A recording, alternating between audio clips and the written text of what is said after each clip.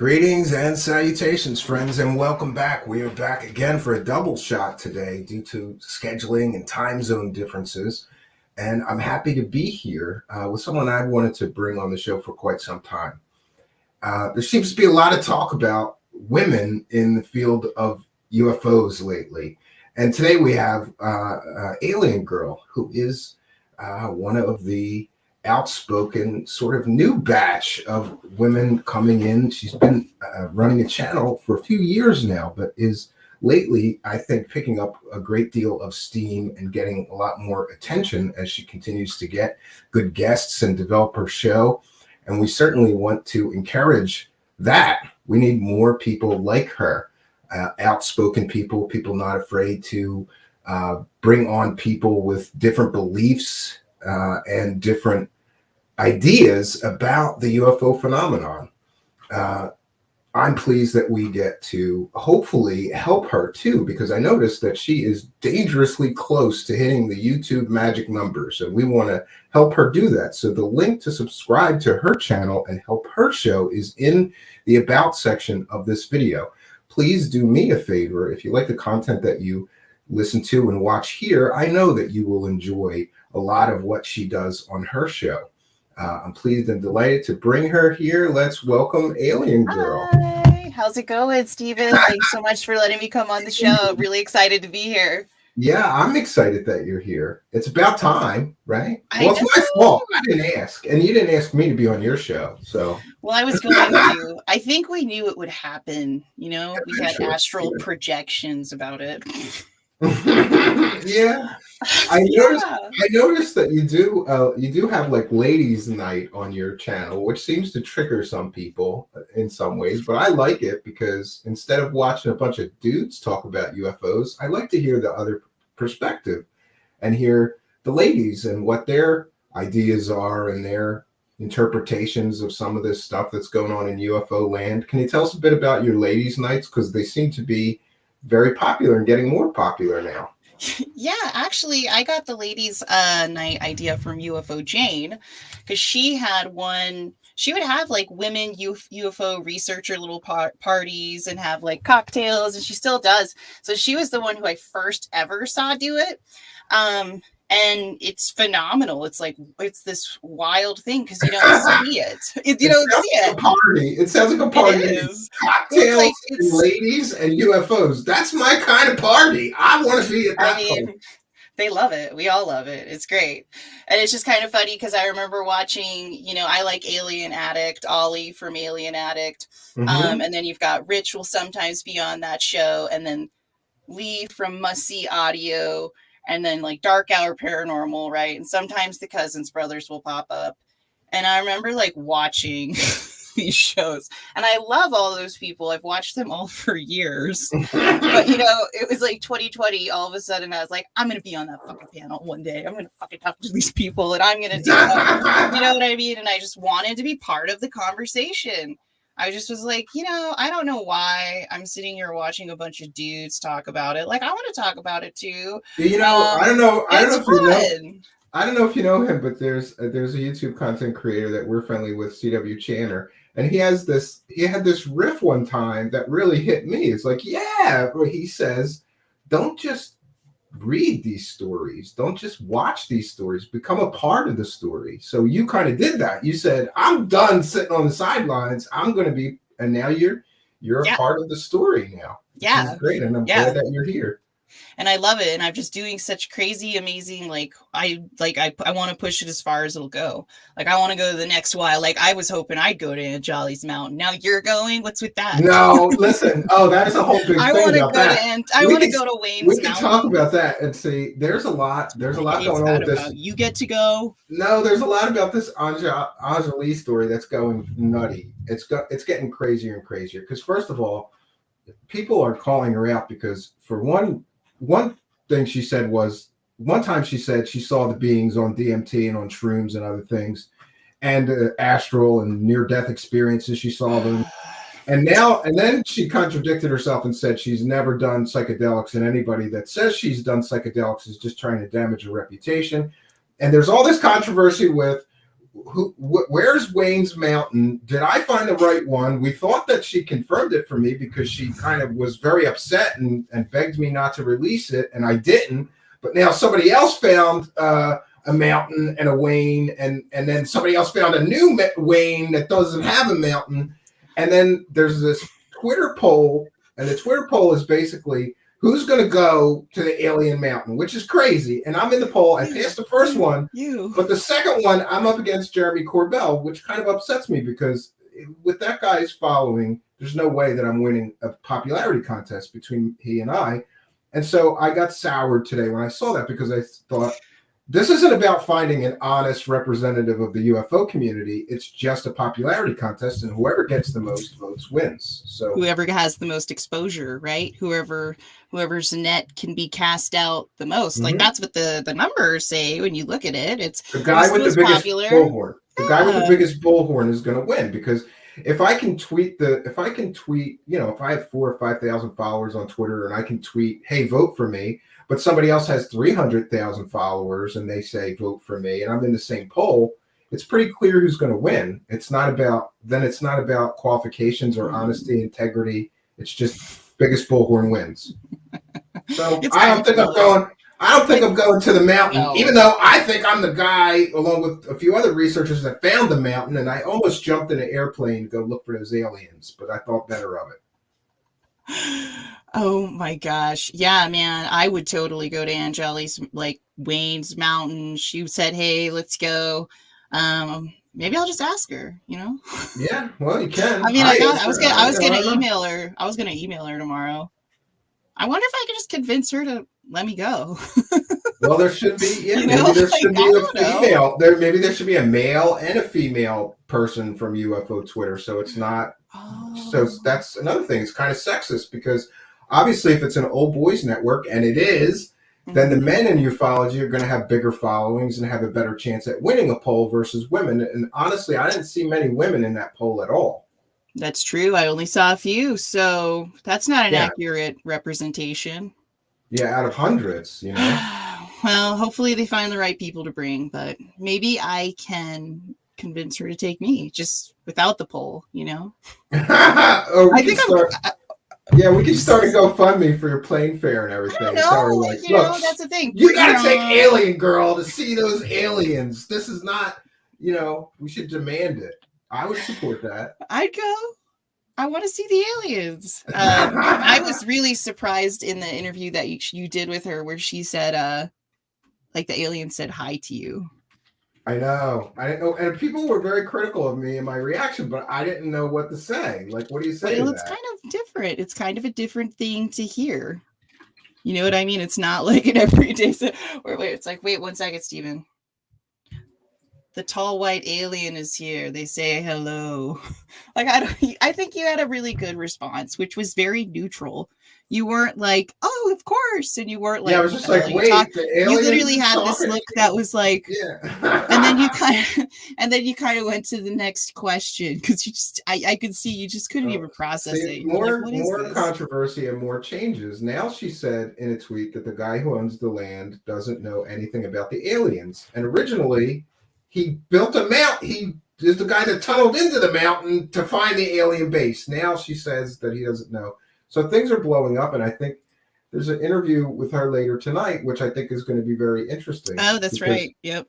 Because she's going to have to address some of these things, and there's a lot of things. And honestly, I'm keeping my mouth shut. Like, I promised her I wouldn't release any of the information I had, and now people are asking me all these questions, and I go, I don't know what to say, because if I say anything, I'm going to confirm or deny, or like, I don't know. I'm in a very awkward position, Oh yeah, with everything going on with Anjali, I mean, she doesn't. We'll just see what happens. We'll see what she says tonight, and we'll just keep track of her. We don't have to. Other people are, and they're screenshotting stuff that she said a year ago and comparing it to what she's saying now. And there's also been this. She said something about the tunnel may be metaphysical, which basically means there's no mountain tunnel now. I saw that tweet too. Yeah, that's she basically was like, it's dimensional. I saw that tweet. That was a dimensional mountain. I'm never going to live this down, but I interviewed somebody who didn't know who Stephen Cambion was. And so my live chat now makes fun of me. Genocide says, my my beings say, who is Steve Cambion? Who's Stevie Cambion? Yeah. Awesome. Oh, man.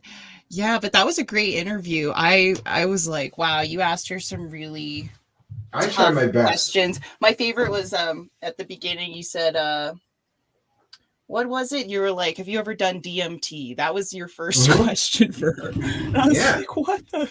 Wow, man, just starting it out. Well, because honestly, the thing that kept hitting me when I listened to her story is she saw a purple being. And I did DMT and I saw a purple being. And then when I had my DMT experience, I started looking up DMT and purple beings. And the most common thing that people report when they have a DMT experience is mechanical elves, which some people interpret as grays, and seeing a purple being of love or love being. And sometimes the being's female, sometimes it's male. It depends on the person. But I saw a purple being, and so did she. And I saw little beings. I don't know that they didn't, my interpretation wasn't mechanical elves or gray aliens, just little weird shadow beings. But it's very easy to listen to her experience and think, this sounds a lot like a DMT trip, you know? And then also, when you have a DMT trip, there's this sensation that many people experience of being pulled out of your body into like almost another dimension, and then the trip starts. And then when the trip starts to subside, you feel like you get pushed back into reality or your body. And she talked about that too. So my leading theory on her is that whether knowingly or not, she had maybe she got dosed and didn't realize she was getting dosed or whatever. Maybe she had a DMT trip and she just related it to aliens because that was her interpretation. It's a lot, but you got to give her a hand for being courageous to talk about her reality. It is very and her courageous, truth. yeah. You know, and I'm really impressed with her ability to respond to questions. Like, I don't feel like you really held back. I felt like you were honest. You did the research. She wasn't like trying to not get you to do the research. Do you know what I mean? She was very open about what you were finding. No, actually, she was very complimentary. When I sent her all, we've got, I don't know, 20 pages of research that I sent her all the research that between me and Charlie Weiser and a few other people, we put it all together. I took what Charlie Weiser had and we put it all into one. It's 25 pages of stuff about the mountain, overhead satellite maps and all the background information of this Wayne person who we believe, and I still believe that this is the person that she's talking about because we had a conversation and everything matched, and he mentioned Angelina.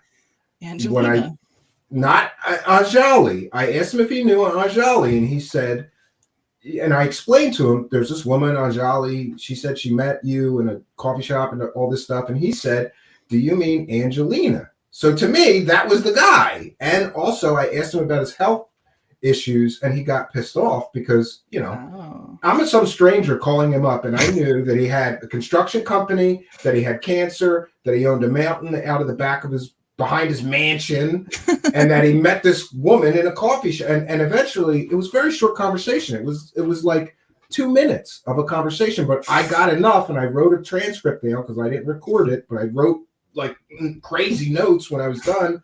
And he, at the end of the conversation was, he said, I don't know who you are or how you know so much about me. I don't want to talk to you about this. And he hung up on me.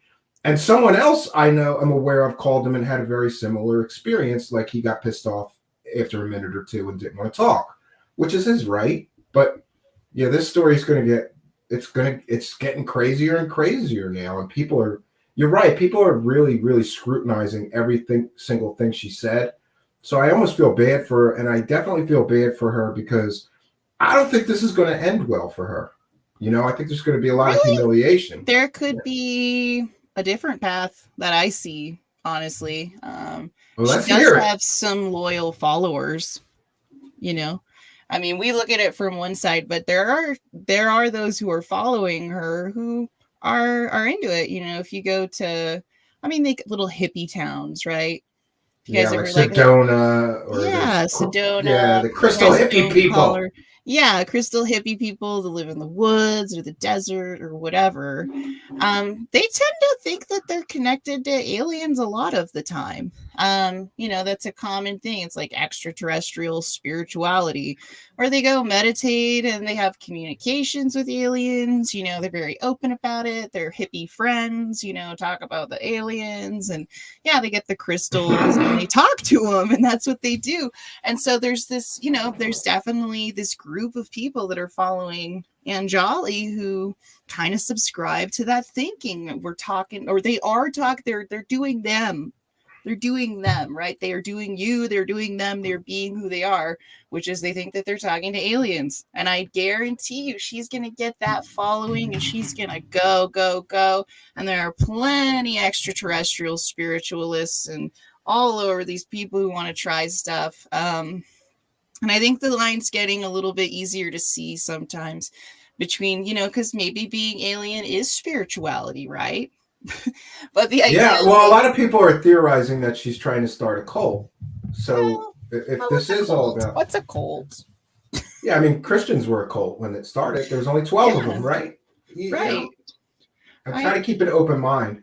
I will say this is that speaking to her both off and online, I only spoke to her off here, through DMs or whatever, but still, I don't know. There's something about when you face to face and you're actually talking to somebody, it humanizes them. And she wasn't just a story to me anymore. She was a human with thoughts and feelings and emotions. And now I'm at the point where I'm worried about her. I'm literally worried about her. So for everybody that thinks I'm a heartless, skeptic, I wouldn't care if I was just a heartless skeptic. I really she's an worry. Incredibly nice person. She's an incredibly nice person. Like, she's really very intelligent. She's very well spoken. Very intelligent. Very educated. Yeah, very smart. Yeah. So, I think she's living her truth. I think she's going out there and saying what she thinks and what's going on with her and what her journey's all about. And she's got to go do it, and I support that. So, yeah, because it's hard, man. Like, we've all, it's just hard, I mean, let's think about the Skinwalker Ranch book that just came out, right? You got, the Harry Reid stamp of approval in the beginning, and then you get to the first few chapters, and we're talking about, upright wolves and werewolves in front yards. Yeah. Werewolves. We're talking. They should have thrown in Godzilla too. And then orbs. Listen, one orbs thing are okay. One thing in that book that I have a big problem with is that basically that book confirms that Lue Elizondo specifically misled everyone a lot. And I don't care what anybody says about me anymore. He's never going to come on my show. He says he'll go on any show. I asked him 15 times. He's going on shows with 1,000 subscribers. He won't come on mine. There's a reason, because he wants to be interviewed by fanboys. And he just wants to talk and say whatever he wants and get his message out there. He doesn't want to be challenged. And they've done it. They've created a little Lue Elizondo cult. Yeah, it's a bubble too. And I said this on Twitter and I stand by it. Oh, I got to get it because I don't want to misquote myself. Yes, I'm quoting myself. I'm that much of a idiot. What I said was if you're a show host and you have certain UFO celebrity guests on and don't ask any of the questions people want asked, then you are a failure and part of the problem. Softball interviews from fans of UFO celebrities and UFO circle jerks are worthless. And that's my personal opinion, and I'm entitled to it. Yeah. No, somebody's got to ask Lue Elizondo now. He was the source of the New York Times article. Why did you mislead everybody, including the New York Times and everybody in UFO land for 4 years now? He misled everybody. It's pretty clear. Because OSAP. Yeah. It's very strange. And there is the Lue Elizondo cult. I remember I was in a Twitter Spaces, I think this month sometimes, and somebody was saying, oh, we all love Lue. Lue's a hero. It was like, yeah. And you know what? I could be wrong. I leave open the possibility that I'm wrong about a great many things. But now we're getting into werewolves, and he had remote viewing training right now, which is a whole other can of crazy. I believe in remote viewing. I believe in that more than werewolves. There's been, the one thing I will say about psychic phenomenon is that there has been more research into remote viewing than any other kind of psychic phenomenon. And so it's easier for me to believe some things about remote viewing because there's some Oh yeah. science and behind it. Some of the science is very flawed, though. When you get into some of the stuff that they didn't run some of the tests well, and people could have guessed or used deception or magic tricks to figure some things out. But yeah, I love remote viewing. The possibilities intrigue me. Do I believe it's real? Not. I'm not convinced yet, but it's still in my gray basket, and my gray basket's getting smaller and smaller, so I got to keep whatever I can in there. Yeah. Well, Yeah. it's an interesting thing. I had this thing when I was a little girl. Once I got to know my friends, I could describe what their houses looked like almost exactly, to like what kind of wallpaper they had, what color the carpets were, what kind of furniture they had. Well, It was that's very trippy. strange. Yeah, I can't do it anymore. Oh, But, good. Don't go remote viewing my office because it's a mess. We have forced perspective here. You only see this part, right? It looks like a frat house in here. There's like liquor don't worry, I can't do bottles it anymore. I can't do it anymore. It went away. I think with age, it just went away. And I remember hearing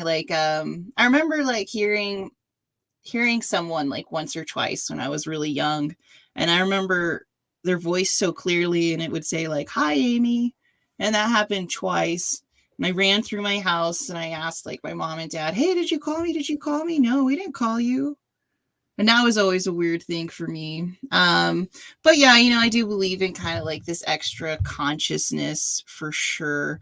I don't know, but you always find meaning. They have signs like, oh, it's a sign if this happened, or however you kind of want to like live your journey. You're a co-creator of, this universe. So yeah, I mean, Yeah. I don't even know where I was going with I that. want to get something out of the way and be honest with my audience. Like, one of the reasons you and I started talking is because you liked some people that I was like, really? They're selling fake stuff. And then it's terrible, but I bust a lot of people's bubbles. And I get that. Like, I grew up with some of the same people and thinking, yeah, they're really a serious researcher. But when you dig deeper into some of these people, you start finding out that they're fast and loose with facts, or they're using fake sources, or, And I think some of these people in the beginning were amazing. Mm-hmm. And the fame, and then they slide down when they need the money. Like, I need money. I don't care if the source is fake. Or a big thing, we talked about this. A big thing is that a lot of these people that are less than scrupulous and don't have ethics, they're using like convicted murderers for sources about the secret space program, or they're using like convicted child molesters. I'm sorry, I don't believe anything a child molester has to say about aliens or the government cover up of UFOs. I just don't. No. They're not credible people. It's a shame though that I experienced the same thing with some of them. Like, these were some heroes of mine that I looked up to, that I wanted to emulate. And then when I found out what they were really like, I went, I don't want to emulate that, I know. Oh, I know. I hate that too. I always try to keep that little special place in my heart, though, for all those people when they were starting out and they were humble and they were just like out there, boots on the ground, doing it, and you were like, who the hell is that? That's so cool. Or like, they're out there like, what's going on? Let's get to the truth of this. And then they get the money, a decade or two goes by, and like the next thing, it's just like, and it's not the money, it's refining it because it's your craft, because it's your livelihood, and they all still have really, and this is like just multiple people, not just one, but the majority of them, they still try to stay true to what they originally were doing, but they've learned to monetize it to sometimes a crazy degree sometimes. And it's funny is that a lot of people say, oh, there's no money in this, and then meanwhile there's people that are making millions off of it, like Dr. Stephen Greer's made millions. He's literally made millions. He's the best at it. All you got to do is find like a dead mummified baby and convince everybody it's aliens, and you can make millions at this too. And I'm sorry, that's how I feel about the guy. No, but that's what it was, And the same thing with him when he first started Disclosure Project. I'm going to force the government. Man, I was like, "You go, Stephen Greer." When that happened, I remember I followed it. Yeah, incredibly. He was humble. You were like, "Who is this guy? What's he doing? He's crazy." Yeah. And he seems credible, and he's a doctor, and he's like, "I'm going to force the truth about UFOs and aliens out of the government. I'm gathering all these witnesses. I'm doing all this work, and it's not about the money for me. At least at the time, I don't think it was for him. But then those dollars start rolling out, you know? Yeah, he used to just be a doctor who wanted to help, and now he's just like this. You know, he's on a mountain somewhere right now, meditating, counting money. You know, yeah, that's what he's doing. It's the CE Cash app where you just count all your money. UFO dollars. You look at the CSETI tax work, the tax paperwork on it, the tax return or whatever on it. It's alarming how they set it up. Because it was a nonprofit, and all this money goes through CSETI, the nonprofit. Then he. Yeah. Never mind. I don't know. Yeah, and then there's another issue that he collected somewhere between $300,000 and $500,000, and he told people that he was going to create a free energy device and make it open source and give it to the world and solve the world's energy problems and all these fantastic things. And then he never did anything, and he to this day hasn't really explained where all that crowd-funded money went. So crazy.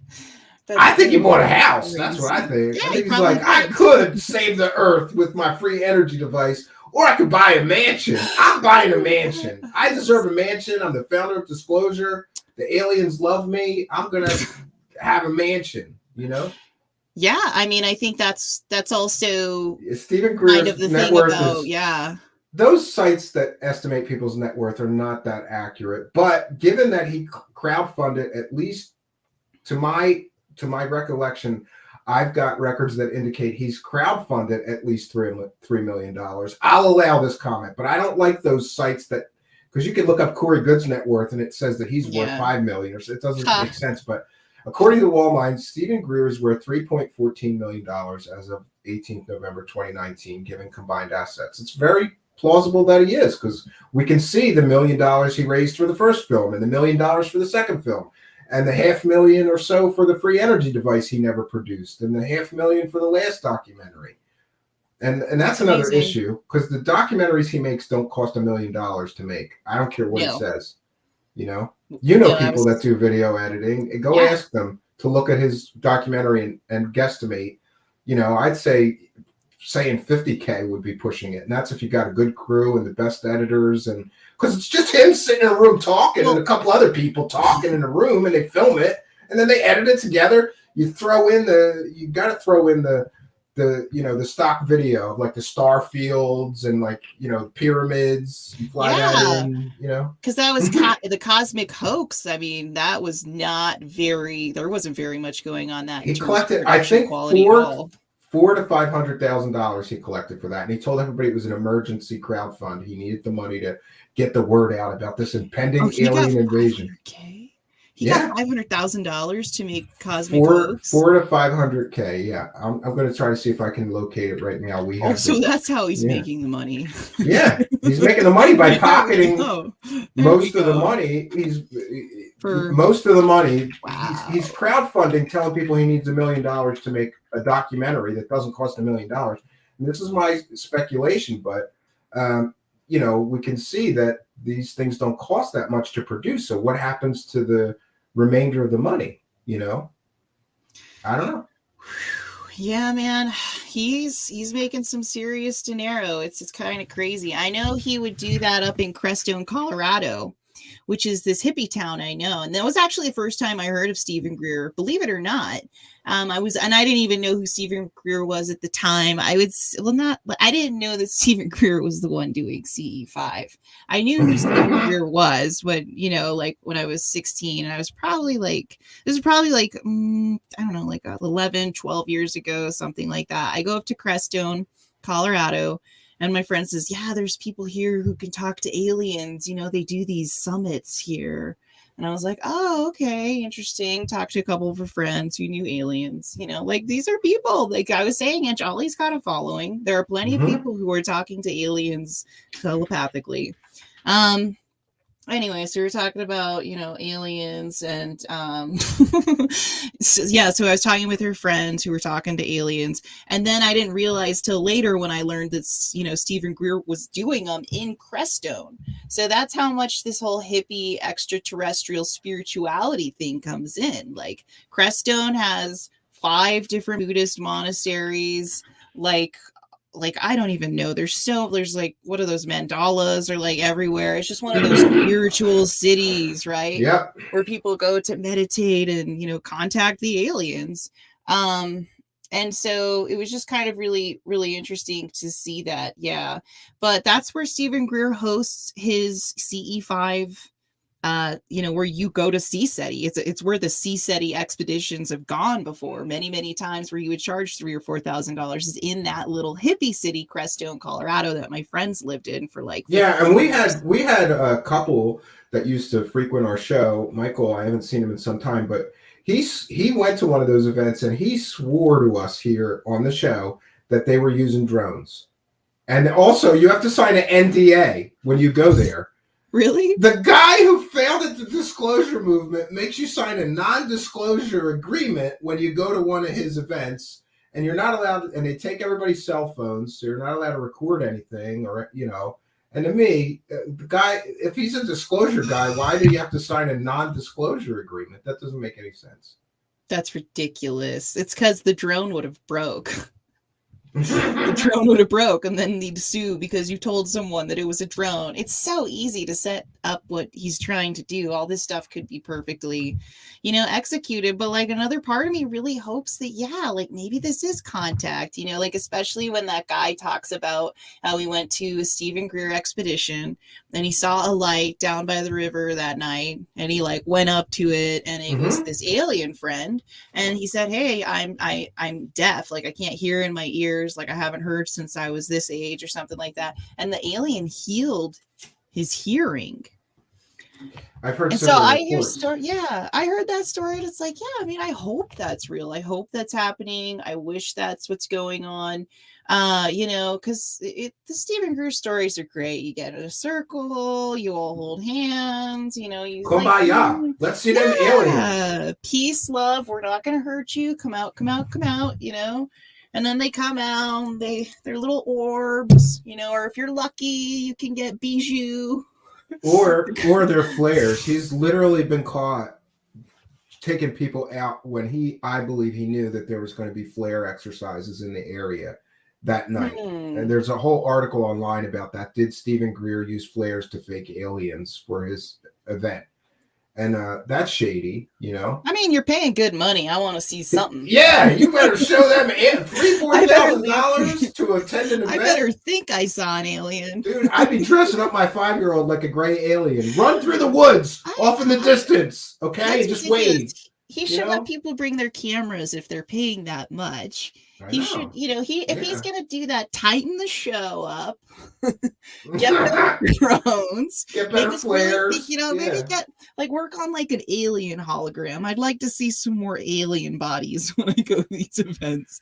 Just like, there's never an alien figure. It's always like some weird, like blurred, photo or image of an alien. So, if you could just kind of like refine that a little bit. Moth. I noticed UFO Watchdog is here. And if you go to UFOWatchdog.com, he has an article about a moth. They took a picture of a moth and claimed it was an extraterrestrial. And it's very clear that it's some insect, not but again, people are paying all this money. I think he's just looking for anything that he could say, see? We had contact, And that was out of the skeleton, out of the skeleton. Like, I love Greer. Like, I love these people. They're always in my heart. But like we were saying, there's something about being young and humble in the field and really going out there and doing it. And that was the thing. You had Stephen Greer, who did the citizens hearing in Washington, D.C. in 2001. And that was like an, oh, crap moment. Like, it really was. I remember asking the government. And then you had forcing Landelish came out with like this freaking like architectural map of a UFO, and I was like, whoa, flying saucers, I guess, are real. I guess these lights were this. Yeah. And then you go on a little bit more, and he comes out with Ada the skeleton. He's like, we found the aliens. Here is one. And you're like, yes, man, this guy found an alien body. And if you go back in time, that was so cool, right? If you really get into it. And this is the Greer journey. And I think this sort of story among ufologists is gonna slowly fade away. There's gonna be the ET spiritualists, and then there'll be this. But yeah, that's a good analysis, actually. He had the body of the skeleton, and you're like, yes, right? And then they do the test, and they're like, it's inconclusive. We don't know if it's human. And then it's like, but it still could be alien. And then, I still he's convinced. Now he says the CIA got to the people. The CIA got to those people that did the DNA analysis and forced them to lie about it and all this stuff. And it's like he doubled down. He didn't let it go. He didn't let it go. But if you actually look at the condition that the Ada the skeleton had, it is very, very makes very much sense. When you really think about it, there's all sorts of different ways that could happen to a human being. To have, that their condition there's many types of ways that could have happened. Many types of ways if we really use our thinking, and it was already partially human for one. This was not a fully 100%. We didn't have, if it was an alien, it was not 100% alien. No, I never heard that. I thought they were just, oh yeah, you're right. I have heard something like the maternal DNA was human, but they don't know who the father was or something. Yeah, so they thought the father was an alien. It had human DNA, but they couldn't check out like the other 50%. They were like, we don't know. It's inconclusive, but we know there's human in it. But so the idea was there must be alien in it. So it's a 100, so it's not a full alien, even if it was. The scientific proof says that it was half alien. So he didn't even find an alien, he found a hybrid. That's a ripoff. It's only half alien. I paid for a full alien for this documentary. This is what I'm saying, dude. If he's getting, if I'm gonna go to see Stephen Greer 2022 at the CE5 expedition, I have to pay like $3,000. First, I want a sick badge, like a sick badge, right? Yeah. Next, I want I want to be able to video. I want to be able to live stream it. Like I want to, you know what I mean? Like if you're going to do it. And also if there's like a hoaxy sort of thing and you let me live stream it, I'll kind of just let it keep rolling for a little bit if it really looks real. Yeah, do the analysis later. Just show everybody what you're seeing. I would do that. I'm like, wow, there's lights in the sky. Like, what is that? Oh my gosh, the show. So this does go back to that. But then, that happens, and I really learned more about the condition, and I realized it was very possible. And then the Stephen Greer fantasy I kept trying to hold on to it more and more, and it just kept slipping through the cracks. I did too, but it was, what it was that convinced me? It was the money. When I saw just how, and I did a whole show and we broke it down, like $1 million for this documentary. Then he got another $1 million for this other documentary. You got $500,000 or $400,000 for this latest documentary.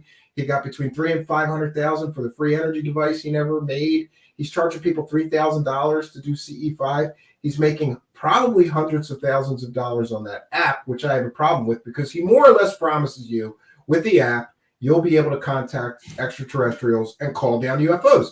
So I haven't done it yet. I'm buying the app and the book. There's a book by somebody else that's not Stephen Greer, like a guide to CE5. I'm going to do it, and I'm going to do it at the cabin, and I'm going to film anything I see. And if I don't see aliens or have contact, I want my money back. And if he won't give me my money back, I'm going to go to the attorney general in his state and file a consumer complaint. And we'll see what happens. I don't know. But if you're promising aliens and I don't get the aliens for my $10, I'm cheap. I'm not paying $3,000. I want the aliens for $10, like he promises with the app. Well, I got the aliens for $10. Did you? Yeah, let's talk about this. So you do this E5 thing and you're talking to aliens. No, I'm not talking to aliens, but I'm doing the CE5 thing, and I had the CE5 meditation app, and I did the meditation, and I had a very transformative meditation where I felt like I was, on an alien planet, hanging out with some aliens, having some conversation about life, you know. And it was a transformative. Have you ever tried before CE5? Have you ever tried transcendental meditation though? Because you know that's where he took all this from. He stole it all from transcendental meditation. Transcendental meditation. I'm sorry, I can never say that right. Transcendental meditation. I can see what. Yeah, I mean, and you can have that experience with transcendental meditation, the same kind of experience. Yeah, exactly. So, I mean, I've never done transcendental meditation, but it was, you know, and I kind of just take the experience for what it was. It was fun. I got my alien. I got the show. I got the money's worth. So you got your $10 worth then. I talked to some aliens. See, maybe I'm too harsh. If people buy it and they're happy, if people buy it and they're happy, I'm okay. But I have a feeling that a lot of people buy it and just feel like they got suckered and they don't do anything about it or say anything. They just go, well, it didn't work.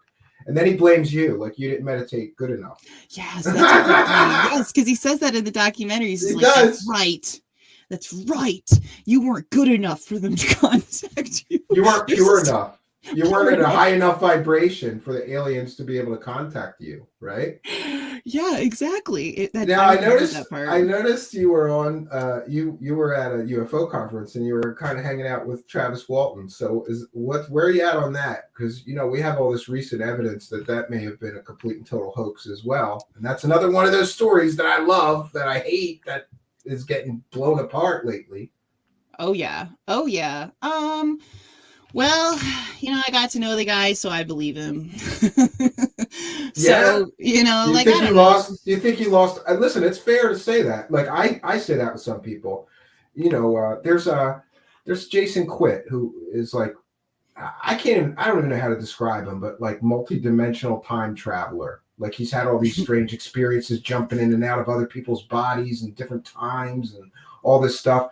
And like, I got to know him and I lost my objectivity and I couldn't be critical of his experiences anymore because I like him as a person. Is that kind of what happened with Travis with you? Because I've heard that. No, I mean, I wouldn't say it's that like I couldn't be critical of his experiences. It's that I believe him. It's that I feel like I know someone with that personality type who wouldn't execute that sort of conversation. I feel like I understand people's spirits and kind of like where they're at certain times in their life. And I think people can make money doing all sorts of things. And as much as people like say, yeah, there's a lot of money, you know, in the alien abduction thing, you know, I don't know. Some people just really want to keep pushing out the truth. And I don't think he believes in a lot of this bullshit at these conferences. I don't think he believes in all this, like a lot of those conspiracy theorists. I don't think he believes in them. He told me he thinks Stephen Greer's full of shit too. So tell us about. When I was talking to him, we were talking about all sorts of amazing stuff off of my live stream. So I told him I just wanted to stream him for 15 minutes and not ask anything crazy. Yeah, so I was just, you know, talking with him about all of this stuff, and it was just so surreal to be talking to Travis Walton. I mean, I couldn't believe it. And so the two questions that I think about when I was talking with him were, first, it was about Stephen Greer. And I was like, what do you think about the whole Stephen Greer thing? Like, we really did have a great conversation because I was like, I'm going to ask Travis the questions. And he could just say, she's a liar, crazy lady, take off the video together, you know? No, listen, I've heard from many people, even very skeptical people, that once they met him, they believed him. And maybe I need to have a face-to-face conversation with him, and that might change my opinion, you know? Because I'm going straight on data, and that's not always good either. You have to take into account the person and how you feel about what they're saying, you know? Right. And I think that's what it was interesting because I saw him at Alien Fest in Roswell this summer as well too, but I didn't go up to talk to him. I just, you know, I had a different opportunity. Yeah. So I saw him from a distance. And even when I saw him like 20th row, 22nd row, looking at him, there's something different about the guy. Like, this guy's not here to talk about this conspiracy. Like, he's not on board with this. He's not on board with that guy. He doesn't know what the hell that guy is talking about. Travis Walton. That's very saw fair. Some aliens, and he's just got this look on his face. It's just like, you know, I'm sick of this, you guys. Like, I'm here because someone else had this experience. I'm here because someone else had this experience, and I'm going to stand right here, even though some of you believe me, but the majority, you UFO conference, I'm surrounded by whatever. Well, I admire your courage for going up to them and saying, "Hey, can I ask you a few questions or whatever?" And so I mean, if that was my experience, there's a lot of pride and there's a lot of value to going out and saying, yeah, aliens abducted me, friends. If it happened to you, you are not alone, because I know no one believes you, but I'm right here in front of you. You got a question? That's how he answers things too. You got a question? Yeah, well, they were there and they took me up in their saucer, and like he just great story and a great movie. Dry. Yeah, great story. Great movie. The movie, he told me they're gonna be. He went like 2 weeks ago or a week ago to go talk about the new movie. They're gonna redo it because they redo everything. Yeah. And I was saying, like, hey, I was like, so how much of the scary parts were real? And he was like, none of it. It was just awesome. We were ripping on it. And I guess that was kind of what's fun, is like, turn off the camera, have a conversation. That's when things get fun, especially when you talk. I would have filmed it. I would have filmed it. I need it for myself. Yeah. But I got to get to know, because Jeremy Reese came to the Tesla Tech conference here in Albuquerque, New Mexico, and that was cool because I went down there just to see him stream. And he's a great guy. I really like him. Oh yeah, really he's fantastic. He's the smartest guy I know. He really is the smartest guy I know. And listen, I have a background in computer science, so advanced math is not out of my range of abilities, but he is just and people know when I say that a guy's got a huger brain than me, I mean it, because I'm pretty good with computer science and coding and math, advanced math, but he is just worlds ahead of me. And he starts talking to me about proton spins and gravitational things, and I'm just like, you're hurting my head, Jeremy. Yeah. Yeah. That's pretty much what I told him. I was like, when I'm watching your show, like, I Google every other 2 minutes. I have no idea what the hell any of you guys are saying. But to be able to talk with him off of the shows and no cameras around. Yeah, he's a good guy. But just to straight up be like, what's your perspective on this or that or that? And it was the same thing with Travis, because you can really get some kind of like unfiltered responses. And I just like, it's awesome. It's so awesome. So I encourage everybody to go to these conferences, go talk to these people that you're curious about. I mean, every time I go to a conference like this UFO related, I'm like a different person the next day. I know that sounds weird, but as I've been going to the conferences, I'm face to face with what, like, I argue that UFOs are real, aliens are real, and I'm looking for someone to tell me no. I want someone to tell me, no, Bob Lazar isn't real, Amy, because of this, and this. I can be persuaded to not believe in Bob Lazar, but like, there's something about the fantasy, man. Like Stephen Greer, like early Stephen Greer. Like, I don't care what you think, government. Like, you tell us about the aliens, like stories. I can't let go of them, and like I want it. And then so the new Skinwalker book was just like amazing. Like, I just love it. I love every page. I haven't gotten it yet. I ordered it. Oh my gosh, it's amazing.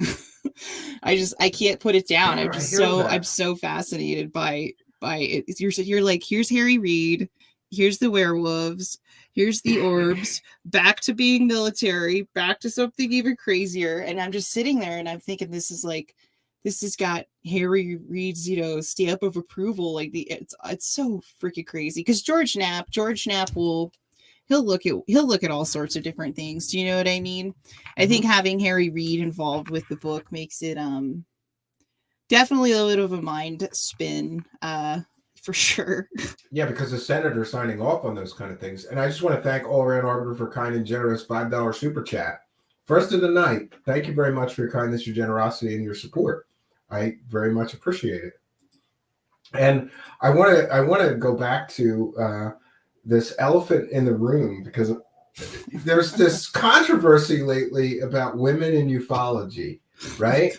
And right. Boy, did your friend Kelly have some things to say, right? Yeah, she did.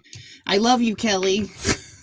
I don't even know her, and I love her already because she's so honest and like spoke her mind. She's incredibly honest, and I love people like that don't have that filter. It's okay to have a filter. You need one, But sometimes you got to take the filter off and just give people a piece of your mind. And I got to say, I really support what she did today, which is make a video about people complaining about women in ufology. And honestly, as a man, I'm not intimidated by a woman in the same industry that I'm in or whatever. I wasn't intimidated by women that were in the computer field with me.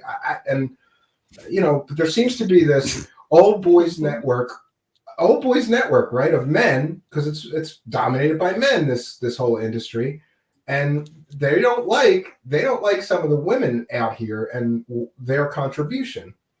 What yep, have you experienced that kind of prejudice, and what do you think about it? And then we're going to hear what Kelly had to say about it, and it's gold, friends. It is gold. There's just so many wonderful people in the community who have been super supportive and super kind and super awesome. And we have our UFO family, and we're all a little crazy. Everybody in this is a little crazy. You got to acknowledge that. You got to acknowledge that we're all a little crazy. And that's one of the beautiful things about it. But, when it comes to having any sort of, I can't really say, specifically, there have been things, but maybe I was just being too sensitive or something like that. But for the most part, all the men I've talked to who want me on their shows, or they've really supported me. Guys are always like Rich, invited me on his show. I went on Alien Addict, Luis Jimenez. All of these people have, propped me up, and I am just super grateful. So I guess there's good and bad as far as men. I think in my experience, it's been more good, and I just try to. I have heard, I was telling you off air, I have heard a few people make very disparaging remarks about female show hosts. And their general argument is something like they're only doing well because they're hot, or, whatever. And it's a shallow world we live in. So there's some truth that somebody that's super attractive might be more successful, especially as an on-screen talent. But I think it's a lot of sour grapes. It's like guys that have a podcast that 4 people listen to, and they're pissed off because this hot girl's on YouTube are getting hundreds more views than them or something. A lot of it is petty jealousy. Yeah, and honestly, like that, it's easy to be a girl and talk about this. And I started doing, I was like, whoa, I got like 72 views. Wow. Like I have another channel crafting, and I'll work 3 weeks on a video and no one will watch it. And so, once you start making content, especially about the things that you're interested in, I think I was just like, but what happened today, let me switch it up, and we'll switch gears a little bit, because I'm going to prop up my girl. What happened today was a little argument, not a little argument, a big argument on Twitter about women. And someone posted this picture of 2 of my bestie #UFO girls, and said that they were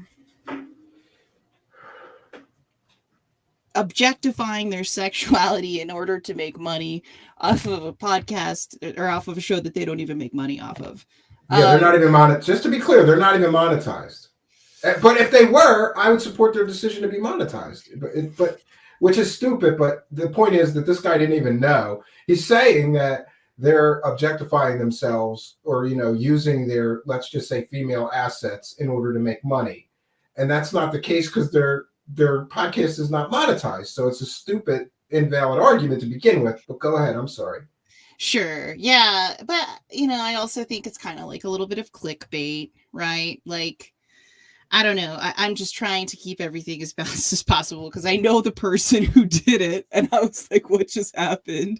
So I had 2 of my Twitter friends like facing off, and I was like, what just happened? But there is a good point here, and Kelly makes it perfectly, and I support everything 100%. We're going to listen to this, because I'm 100% behind it. It's gold. When I talk, Kelly talks, and it's like what I want to say. So I guess that's the best way to put it, because she makes a lot of really good points, and I think it's that, especially when it comes to some channels, you know, there's really been channels where I really, really thought I would get their support. I really thought that they would prop me up or like help me out or like help give my you a channel bump. grow. By the way, we're trying to give you a bump. So no, you are. You guys are awesome. Hit her channel, Alien Girl's channel is in the About section. Really go down there, click that link and hit subscribe. She's so close to the YouTube magic numbers, and we have enough people that we could get her there tonight. If everybody just take a minute, go over there, do me a favor, and hit that subscribe button and the notification bell, it would really help her out. That'd be cool, guys. And there's a few people that helped me to get to my magic numbers that I really appreciate to this day. So, you know, I want to pay it forward and try to do that for others now. Yeah, and you know, it's just and I don't know what, and I guess maybe boys are like scared to invite girls on their show. I don't know what it is. No, I'm not scared of women. That's stupid. I know. But some guys might be. Yeah, but we're talking about the deep, dark web boys who are looking at the UFOs. You know? The dorks. They're the dorks. Maybe this just isn't their thing, you know. But yeah, you know. But it's just having fun with people, podcasting a little bit. I love Kelly. We're going to be doing a little show. She's starting a show on her channel called Alien Video. Her and I are going to be co-hosting once a month or so, just to kind of kick back and chill. There needs to be more women out there, and Kelly really draws down exactly what it is, exactly what's going on. Like I said, Kelly says it better than I can. I don't even know what I'm rambling on. I always try to see both sides. And it's like, you know what? No, roll the tape. Yeah, somebody in the live chat is telling me roll the tape. And I just want to acknowledge and thank Space Cow with kind and generous Canadian $6.99. Much love, Amy and Stephen. Thank you for your kindness, your generosity, and your support. It really does help. And look, we gotta share this. And I asked her earlier if I had her permission. We're not going to share the whole thing, but I got it queued up. I think this is pretty good. And I want to support her in what she's saying here because, look, everybody should be welcome here, including women. So it's ridiculous for any of these guys that are like, dogging on women for whatever reason. But anyway, we're rolling tape because this is gold. This is gold. And I had someone tell me that because the way that I look, and apparently because I have big tits, I am not qualified to talk about UAPs. I'm not qualified to talk to Lue Elizondo. I'm not qualified to talk to all YouTubers out there that are doing such an amazing job and just to push this topic forward. Apparently, I'm not qualified enough because I have a fucking cooch and a clit. And guess what? I'm still trying to find that. Okay. That's just what I'm not going to post all of his hate DMs that he gave me because it's just, what the fuck is the point? I'm not going to sit here and dock someone or, you know, he said this, she said that, whatever. Who the fuck cares? All I'm saying is that this is such a great community and we're doing such a great job and we're pushing this forward. And anyone that comes into your DMs or anyone who fucking messages you or texts you saying that you're not good enough, or anyone in your life saying that you're fucking crazy about what you're thinking, I know it's hard and I know it sucks, but you know what? You have all of us. And the people who are DMing you like really fucking nasty shit, maybe they need their genitals sucked. I don't know. I know I do, but I'm not being mean about it. So honest. Anyways, I really wanted to go on and show all the DMs that I've received today, but I can't. I won't, because that's, fuck it, I won't. And I just want to push this community forward, and I want to make sure that all of us are coming together, even though it gets a little bit crazy sometimes. And I just want to say that there's a lot of women out there, and it doesn't matter how big their fucking tits are or how tight their fucking clits are. We're all on the same fucking wavelength. I love you, Kelly. Just stop. Like, look, I bought the UFO Jesus. Look at that. His face is warped because my tits are too fucking big. Does that make me less of a fucking person because I have big old tits? No, girl, no. Big old flop of tits. Who gives a fuck? Doesn't mean that I am less important of talking about this topic with anyone else, girl. just because I've been some old tits. And I'm trying to make fun of it, I know, but if you just seen or read the fucking text messages or the DMs that I get, like it's disgusting. It's fucking disgusting. But I'm telling you right now, we have so many wonderful, wonderful women that are really looking into and diving in deep and doing the research and connecting other women and doing ladies' night. Because we want to have other girls talking about you. It doesn't matter if it's neon lights. It doesn't matter if it's fucking blinking. Fuck it. Why do you have to put us down? Anyways, I'm very, very angry. It's very hard for me to be like, I really got a good attitude now, but I can't, because that's just giving like that person power. But please, people who have a channel, just bring somebody. Like, we need to just come together more. We need to stop fighting about like the Wilson Davis or whatever. We just need to stop bickering and battering about shit, and we just need to fucking come together and push it forward and be more like Lue. He is kind of our spokesperson. Anyways, well, some of us.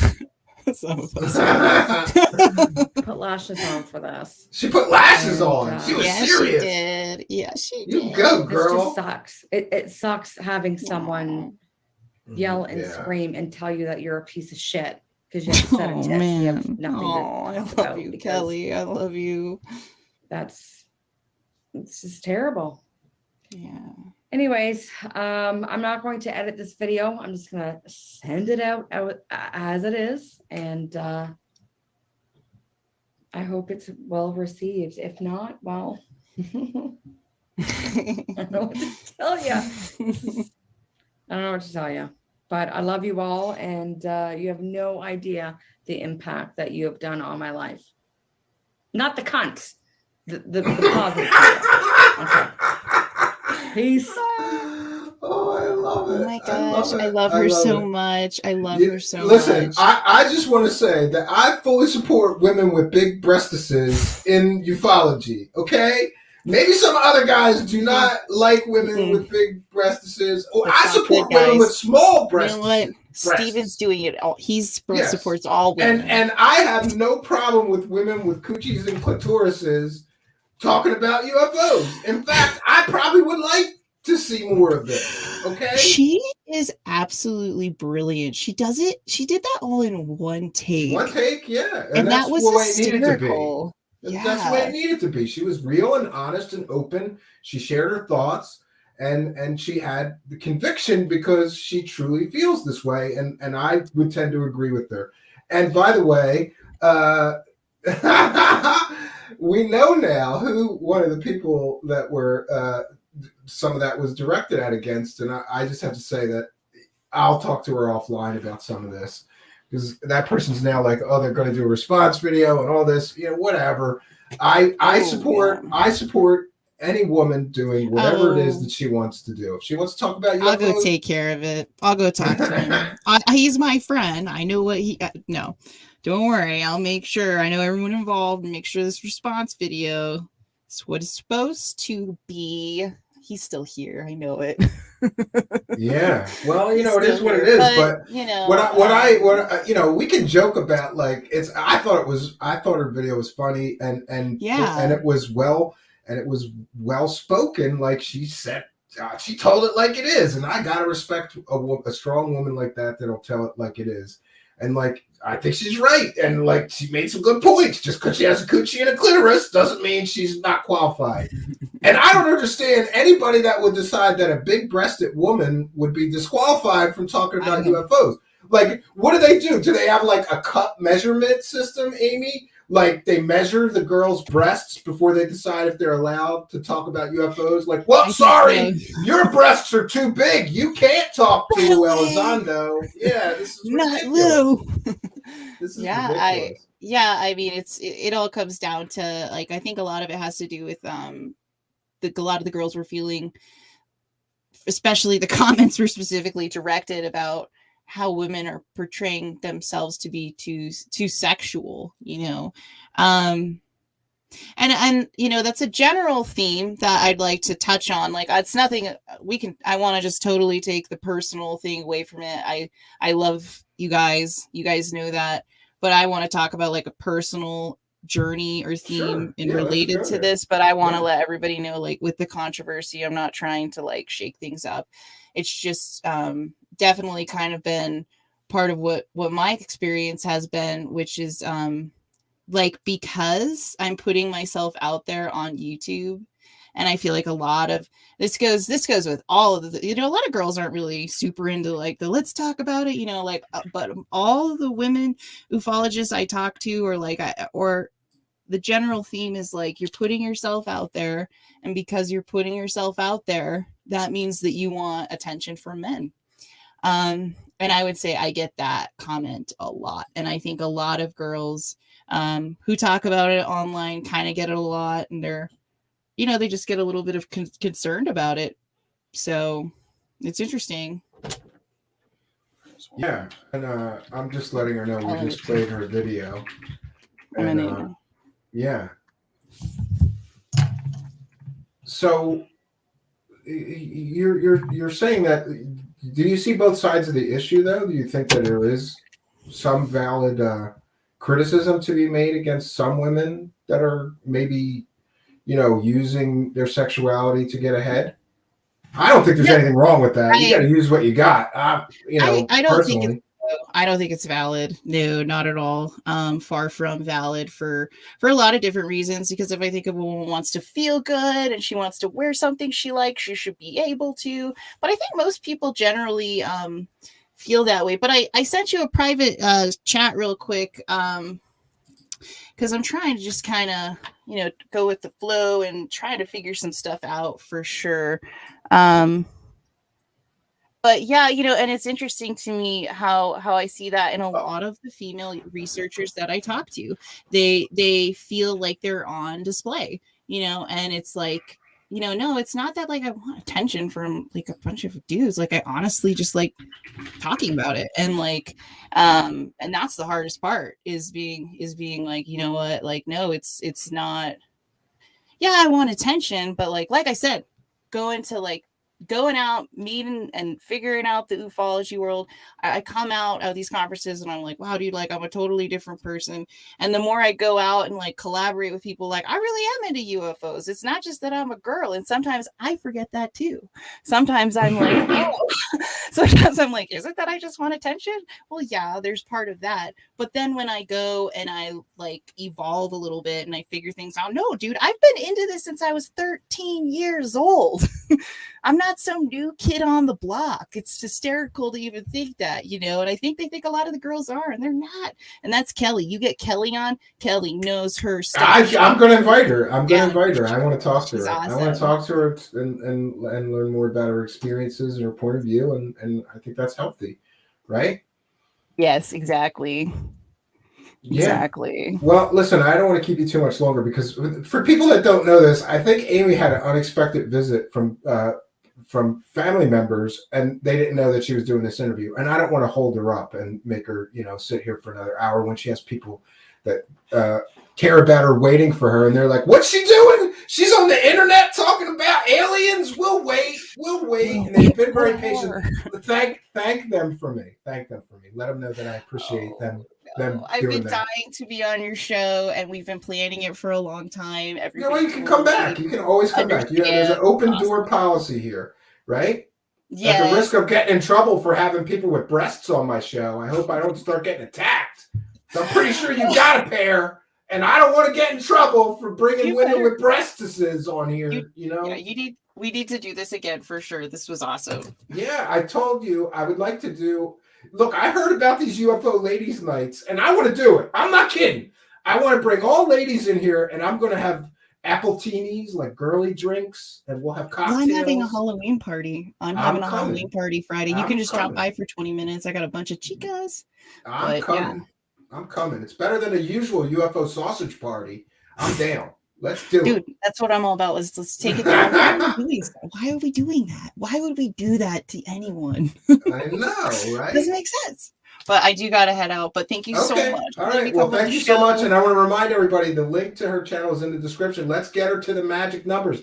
Give her the bump, friends. Thank you very much. I'll see you guys later. Bye. All right, great. Thank you very much. So there we go. Alien Girl, always a little controversial, but we like that here. I want to thank her for her time and doing this, especially, like I said, somebody dropped by to visit her unexpectedly and didn't know that she was going to be tied up for 2 hours, and we don't want to keep her for the whole 2 hours, right? First Floor Audio is in support of all boobs welcome regardless of size, and I believe so too. Madam Two Swords says, holy ass, I want to be there. I do too. Lee Guy wants margaritas. I am down with the margarita plan, right? And the Sixth Sense is sharing the her YouTube channel link is right in the live chat. And you too can go and give her a hand. Do you know how hard it is? Especially when you're seeing your channel hover right, you need like 50 or 60 more subs to get to the YouTube magic money numbers. Let's help her get there. There's 61 people in chat. If everybody in the chat took one moment to click that link in the chat and hit the subscribe button, she could possibly get to the magic YouTube numbers tonight. And we'd like to pay it forward since people helped me do that and help her do that. I believe in opportunity for everybody, including people who have coochies, clits, and breasts. I'm okay with that. I'm good with it. I welcome the breasts, the coochies, and the clits here. Let's do the right thing here and have equality in this. Look, this is a strange, weird field. We can't exclude women from it. That's kind of stupid. They have their point of view and their interest in the topic. And honestly, I've known some women that were doggedly better researchers than me.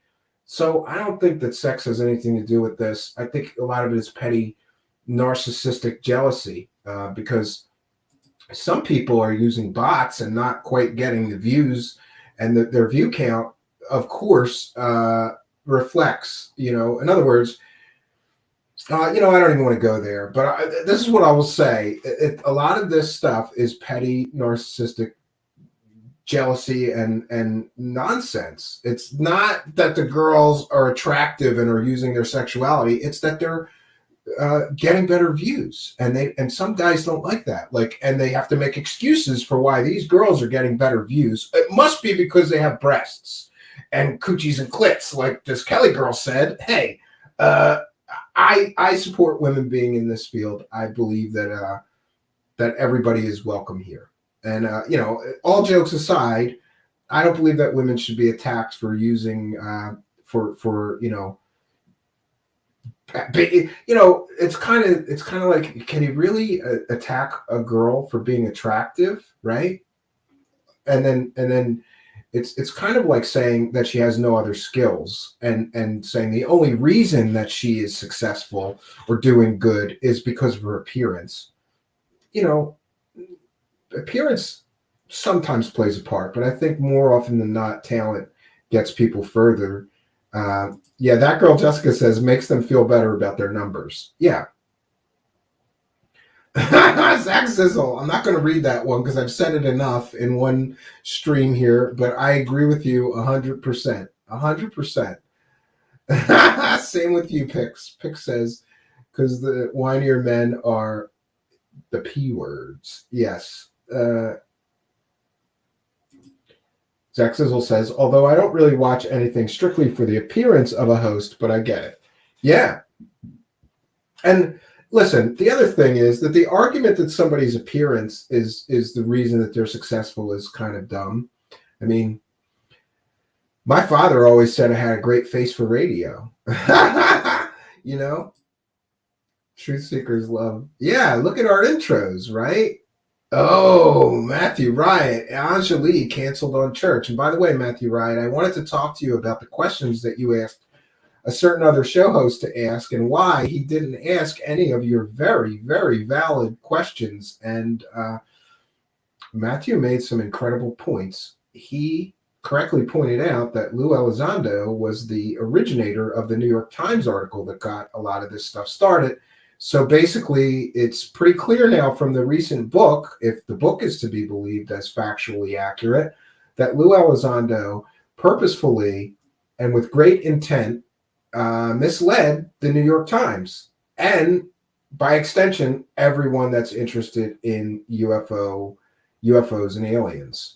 And I think that if Lue Elizondo is on a show, the show host has a responsibility to ask him why he misled the New York Times, why he misled the UFO community for 4 years and didn't correct any of the misleading points made in the article. He knew that those points were misleading in that article. He's the source of the article. He had to be the one that misled them. Somebody should hold his feet to the fire and make him answer some hard questions. And these guys out there that are running UFO circle jerks are not going to do it. These guys that are just going to softball interview their favorite UFO celebrities are not going to do it. I will, right? Yes, Matthew, and I agree with Matthew, who says it's a decent, valid question that can be asked respectfully. Wow, look at this. I had a feeling she was going to cancel. My sincerest apologies to Jimmy at Jimmy Church Radio and the dedicated Fade to Black audience for missing me tonight. I'm having a medical issue, which is making it difficult to speak. Not sure what to think about that, but I'm very disappointed because I had plans to watch that interview and maybe even jump on here and do a reaction video for it, right? What can I say, friends? Another twist in the Angeli story. And some people are asking me to ask her to come here and do another interview. And I'm on the fence about whether I will do that or not. Part of me believes that I could have another good conversation with her. Maybe I could, I don't know, ask her about a lot of these inconsistencies and, 180s that she appears to be taking. And, things she said a year ago aren't really matching up with things she's saying now. And I would be willing to ask her the tough questions that, quite honestly, I'm not talking about anybody specifically, but I don't think many other show hosts are going to really push her and ask her about these things, about the hard questions. And I will. You have my commitment that I will. Yeah, Pix. Anjali says you got the wrong mountain guy, but that doesn't make any sense because I still have the messages sent back and forth, Pix. And if it was the wrong guy, why would she beg me not to out that information? Right? No, I don't want to say beg is a strong word. Plead. That's a fair word. She pleaded with me, Pix, do not release this information. Please, let's talk about this. After I sent her the information. And based on my conversation with this guy, Wayne, I'm convinced that that's the guy that she's talking about until I'm convinced otherwise. Patrick Sheehan says 50-1 says she won't agree to a redo, Stephen. Yeah, it could be. Sixth Sense is sharing Anjali's Twitter post apologizing for not showing up. Yeah. Alex Kolka says, I encourage you to have another Anjali interview. Yeah. I'm leaning towards asking her. I'm going to ask her. But the problem comes in that she's going to have to eventually go on the show that she canceled on tonight. And, who knows when she'll have time to do mine. And, Pix says, maybe she didn't know you had the wrong cat. I don't know. Pix, I sent her a 20-page Word document with satellite images, addresses, companies, histories of that gentleman, his relatives, all his social media accounts. If she didn't know, she didn't read anything that I sent her, which, okay. Pix is reminding everybody that Anjali said she would come back on. Matthew Riot says, I'd be skeptical that she'd do another. Well, if she does, Matthew, I am inviting you. I'm telling you right now, I know we have our differences, but we agree on many things. If she agrees to come back on, Matthew, I'd like you to help me write some of the questions. In fact, I will invite you to help me write some of the questions, or even come on here and co-host with me and ask some of those questions that you have, because I think you ask very important, well thought out questions, almost like a chess player, Matthew Riot, right? Amy Collins, if you were wrong, she may well plea just to throw you off the trail. That's another possibility. Remember that there's people finding other mountains, there's people finding other guys named Wayne with construction companies. And I don't know that she's commented that one was right or that one was wrong. Operation Shutdown says, I hope Angelique comes back on. I'd like to talk to her again. So I'm leaning towards I will ask her for another appearance here, and we'll see what she says. How about you do DMT and speak to the beings directly? Yeah, I mean, maybe. And yeah, Sixth Sense is inviting people. You can email me at truthseekersshow@gmail.com. You can also follow me at Stephen Cambion on Twitter. I'd like to get a bigger bullhorn. And I'd like to mention that we're trying to get more guests here. So if you've had a good experience, a paranormal experience, or you have been doing some research into any of these stories, aliens, Bigfoot, UFOs, alien crashes, I don't know, ghosts, shadow people, the men in black. If you've had a strange experience and you'd like to share your experience, please do email me at truthseekershow@gmail.com. Or if you're just a researcher and you're researching different cases and you'd like to talk about your work, I'd like to hear from you. Email me at truthseekershow@gmail.com. Yeah. Bryce says, not to be disrespectful to any human being, but why would anyone entertain such an obviously stupid hoax? I would think, Bry, that people really want to believe in aliens, and they want to believe so strongly, they want to believe in aliens so badly that they're willing to sort of give people a pass on things that don't quite make sense. I've been following the people that are tweeting at her and asking her questions and interacting with her, and it seems to me to be a lot of people who are extremely, extremely hopeful that she's going to provide this evidence. She's going to provide this proof. They really want this to be real. And I understand that because, honestly, I want it to be real. Do I think it is? I think this whole story may come crashing down, and I'm very concerned for her and for her well-being, because that's a lot of humiliation to take if this comes crashing down. I've said it before. I will say it again.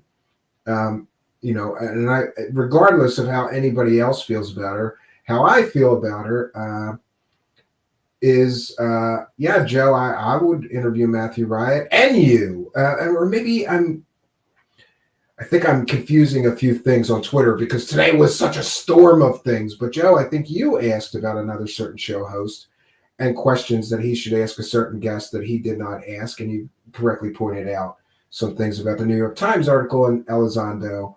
I'd like to get you on to talk about those things. Elizondo apparently won't agree to come here in an interview, though I'm going to very publicly ask again. Mr. Elizondo, you're welcome here. We'll have a respectful conversation. I've asked many, many times. I've tweeted at you many, many times. I've replied to tweets where you said things like, I'll go on any show, regardless of their following or whatever. I know you're on other shows that have much less of a following than mine. So far, you have not replied to me.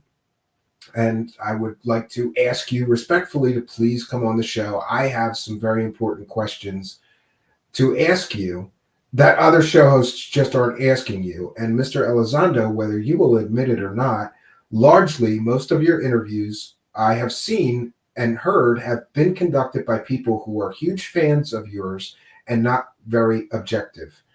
And I believe that's a valid criticism. I don't want to say that all you get is softballs, but there have been a lot of interviews where people are not pressing you on certain things that I would like to press you on. And you don't strike me, being a military man. You should know, Mr. Elizondo, that my father was Navy. My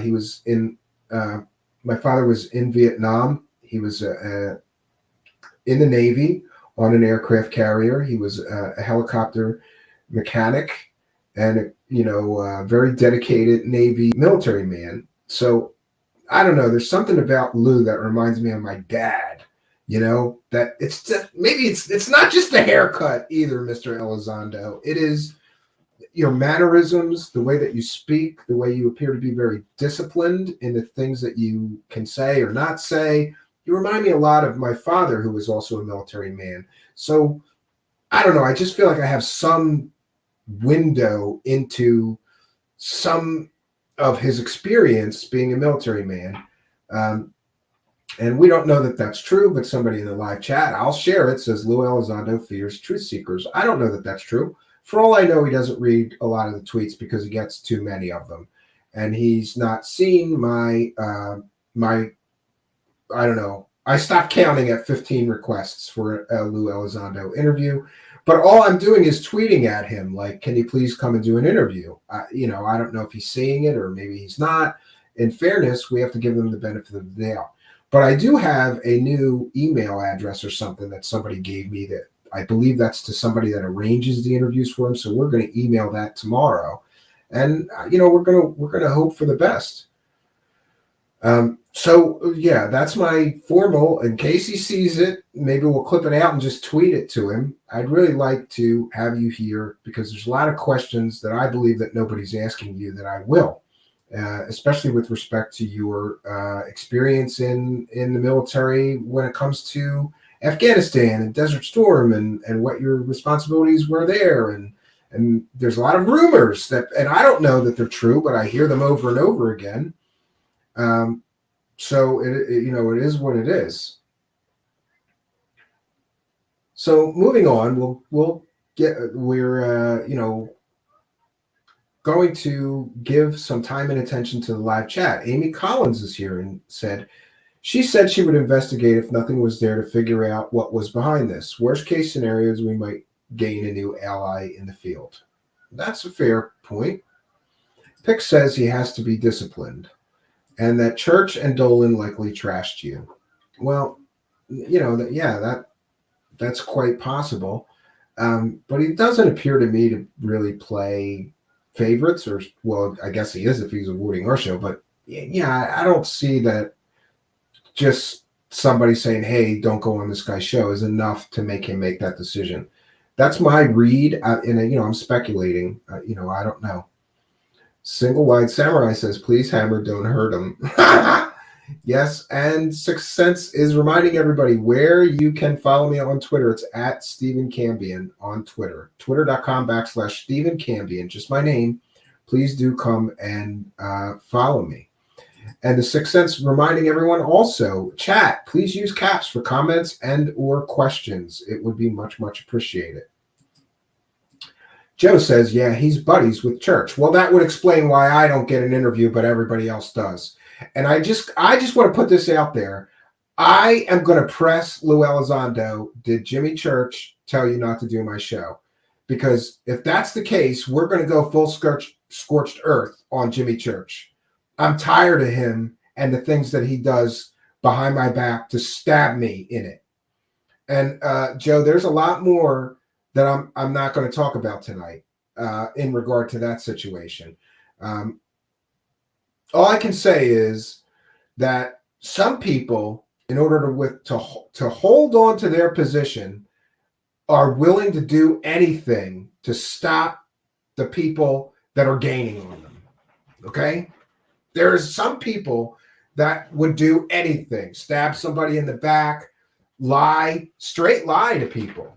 I've heard some things that he said to potential guests and other, sort of backstage things. And there's a lot of scummy stuff that goes on. But yeah, Pix is reminding us that private conversations are private conversations. I don't really want to share some of the things that I've heard, but I've heard them from very credible people who I trust. When the people that told me some of the things that I've heard, they're not trying to start drama. They were looking after my best interests and letting me know about drama behind the scenes, and all I have to say is if somebody's going to let me know that somebody's stabbing me in the back behind my back, I'll take the warning, right? I'll take the warning, and I will try and all I can do is thank those people and trust that what they're telling me is accurate. But enough different people have told me things that are very scummy and slimy and suspect that I believe it. I'm believing it because there's too many people telling me slimy, scummy stuff that some people are doing and saying. Patrick Sheehan with a kind and generous $4.99 super chat. Throwing in my cash for your transatlantic interview today. Just watched it. Awesome stuff. Thank you very much for your kindness, your generosity, and your support, your continued support, Patrick Sheehan. I appreciate your participation and your constant support of the show. It is noted and much, much appreciated. And what we're going to do now, friends, and thank you for helping us to praise the cash. What we're going to do now is I put it on the screen, but I missed calling out one of the super chats. So we didn't get too many tonight, but that's okay. We are going to go and read every single super chat. Just so people know, there's a money button down there. It's called a super chat. And you can send me a super chat. We read every single one of them, acknowledge and thank everybody. We're a viewer-supported show, so there's a few ways to support us.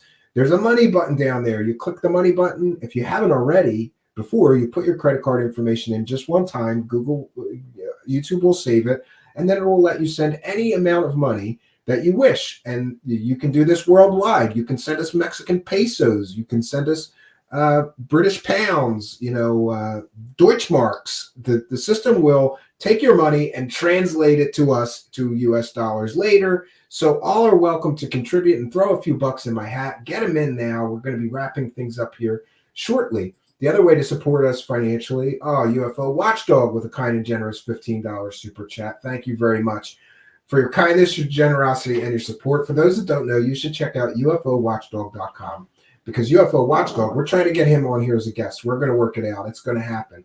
But UFO Watchdog is one of the people who woke me up, really woke me up to the fact that I was believing in people that were not worthy of my trust. So I thank him for that. And UFO Watchdog will always be a part of my history and my awakening process. Thank him for that.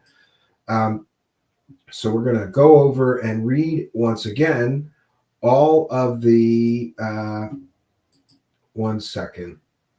We're going to go and read once again all of the super chats because I did miss one while we were talking to Amy. And by the way, I want to thank Alien Girl 111. I'm going to say it again. Go take a moment. Go over there. Sub to her channel. It only takes a moment. It's in the About section. Jump out of the chat. Click that link to her channel and hit that subscribe button. I would consider it a personal favor if everyone here would do that tonight for her. She's so close, and I want to see her get to it. I want to see her get to those magic numbers. For those that don't know, you need 1,000 subscribers in order to be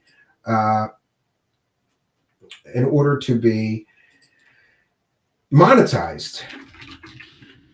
I'm sorry, one second. I'm getting messaged here. Okay, so we're going to share all of the super chats one more time.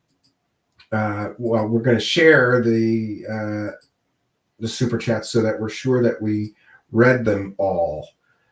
Okay, so we have a kind and generous donation from UFO Watchdog for $15 and no message, but my message to UFO Watchdog is thank you for all that you do to wake people up to some of these con artists, grifters that are not worthy of our trust, let alone our attention. Patrick Sheehan with a kind and generous $4.99 super chat, throwing in cash for your transatlantic interview today. Just watched it. Awesome stuff. And Space Cow with $6.99 Canadian US dollars saying much love, Amy and Steven. Thank you for your kindness, your generosity, your support. All around Arbiter, US $5. Thank you for your kindness, your generosity, and your support, your continued support. He's always throwing a couple of bucks in the hat. And thanks very much to everybody who's doing that. The other way that I want to mention that you can support us is that it's through PayPal. If you don't want to do it through Super Chat, and I want to say, especially if you, we got a kind and generous donation of $25 from Bill. I want to thank Bill for his kindness, his generosity, and his support. $25 PayPal donation. If you want to make a PayPal donation, it's very important though. The About section of our channel and the video here has a link where you can donate by PayPal. Please do. Add a note if you send a PayPal donation and give me your chat room user ID, because oftentimes people don't, and then I get their real name, and I don't want to call out your full real name in case you don't want that out there. So we use either initials if people don't include it, or their first name. But thanks to Bill for his kindness, his generosity, and his support with a kind and generous $25 PayPal donation. Very generous of you. Thank you very much. All your continued support does go to help us create more content. You may notice that this week I'm trying something new, which is we're doing shows every day this week. Today this is our second show today. It just so happened that I had to do that in order to schedule everything. I think 2 in a day is a little bit much. So we may not try that again, or we may. We had good attendance for both shows. I thought we were going to have terrible attendance this afternoon, but it turned out to be really good attendance, and we had good attendance tonight as well. I kind of thought that people would catch one or the other and be too tired to be in the live, and maybe they'll catch the replay, but it's working out. So you may have noticed I'm doing this test this week to see, first of all, can I book enough good, interesting guests? And the answer so far this week is absolutely. I have had a great time this week so far, and talked to some guests, and honestly, this increasing our output here is helping me to get things off my to-do list. Talking to Intel Lady has been on my to-do list for months. Same with ALIENGIRL. I wanted to get them both in here, but it's just always so busy. And if we're only doing 2 or 3 shows a week, yes. And Madam Two Swords asks, are we on every night this week? Yes, we are. Tomorrow night at 9 p.m., we're doing a show on the Georgia Guidestones with William Ellis, who was, you might remember, there was a newspaper article that somebody went and stole a piece of the Georgia Guidestones. That was our guest. He's going to be here talking all about his experiences with the Georgia Guidestones and giving us an education and background into the whole mystery of the Georgia Guidestones. If you're unfamiliar with the Georgia Guidestones, look it up. It's worth it. Now we have Thursday night, we have author, researcher, and real journalist. He's written for things like Newsweek. He's been in Newsweek and the Huffington Post and newspapers all over the country. We're going to have journalist Art Levine on Thursday at 9 p.m. By the way, tomorrow night is 9 p.m. and so is Thursday. So we're going to have Art Levine. We're going to be discussing the opioid epidemic because he's one of the world's leading experts on the opioid epidemic and has written newspaper articles and a bunch of different publications about the opioid epidemic. And Friday, we're still trying we may do an afternoon interview. I can't do a night show because I'll be driving to the cabin. I will be driving to the cabin. And it's tough. If I leave at 6, sometimes there's lots of traffic. Every time I try to make a 9 p.m. show at the cabin, it turns into 9:30 or 10 because I just can't get there, get the cabin squared away. There's lots of stuff I got to do when I get there, turn the propane on, get the fire, get the wood stove going, and, turn the electric on, and, just getting settled in takes a little bit of time. So we're going to be doing an afternoon 1 p.m. Friday show, whether the guest that we have in mind works out or not, right? Patrick Sheehan says, Art Levine said he's happy to talk UFO, UAP conspiracies too. Yeah, I thought we would focus first, Patrick Sheehan, on his real expertise, what he's been really focused on writing about for the last, couple of years, I believe, is the opioid epidemic. So we're going to try to focus on that, right? And that's where we're at. We've got a very full week because if you think about it, we have done Sunday. We did this 4.5 hour panel show yesterday.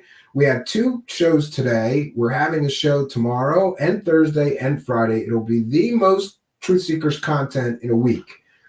Now, I don't know that I can keep this pace up, but I'd like to try it. I'd like to give it a try. The downside is if I see that I'm getting the same number of views doing twice the shows we normally do, that we do with half that number, I'm not going to keep doing that. There's a supply and demand issue that we have to deal with here. If it was up to me, I would do 5 shows a day if I could find enough good things to talk about and good guests. You guys know this is my favorite place to be, maybe in the universe, besides the cabin, of course, and with my family. I consider you guys my extended family of sorts, my crazy extended. You guys are all my extended crazy people family, right? And I like to come here and spend this time with you. I can't do a whole bunch of shows and then get the same number of views. It's not, it just doesn't make sense to do that, to flood the market when there's no demand. So we have to reach some sort of balance here. So Pick says, make that your issue too, Stephen Broadening. Yeah, we're going to try to get into some more serious topics and see what happens. I'm hopeful that the universe is going to let us, right? Bernard Conkin says, Truthseekers is someone who has been through 10 years of opiate addiction before being clean for almost 3 years now, and I've lost 60 friends to opiate overdose. I'd like to join that discussion. Sure, you're welcome to come in the live chat, but I think for this first one, we're going to do multiple shows. So I think maybe we'll do the first one, Bernard Conkin, just with Mr. Levine. But we're going to ask him to come back, and we're going to have you, and I have 3 other people that asked me, and they're recovering from opioid addiction, if they could be on with Mr. Levine and sort of talk to him about their experience. And I think that would be very good. So we're going to see if we can't do that, right? Amy Collins says, Stephen is his own version of the Truman Show. Maybe not. Maybe. Yeah. I broadcast my life here, Amy, right? Or a lot of it, right? Yeah. Bernard Conkin says, exactly. Book me for a second one. Yeah, we are definitely going to do that. We are definitely going to do that. I also wanted to mention, we mentioned how you can support the show and throw a few bucks in the hat, but I realized that it is a very, very tough economy. And, that's why I'm out here begging for money on the internet, of course. It's rough out there, brother. Can you spare $1? Listen, I understand if you are having a rough time and, you really like the show, I don't want you excluded from the Patreon benefits. And people know this.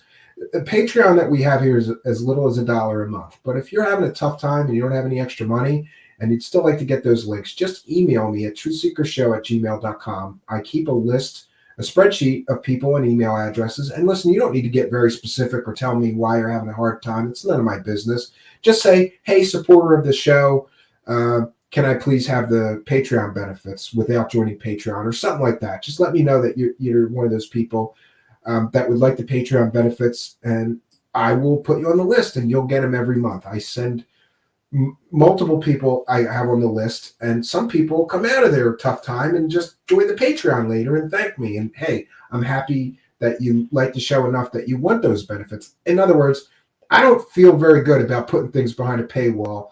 And by the way, it's only $1 paywall, but still, I don't feel very good about putting things behind a paywall when there's people out there that are struggling. If they really like the show, I want them to get those benefits and enjoy that extra content. So just email me, truthseekershow@gmail.com, and we'll get them to you.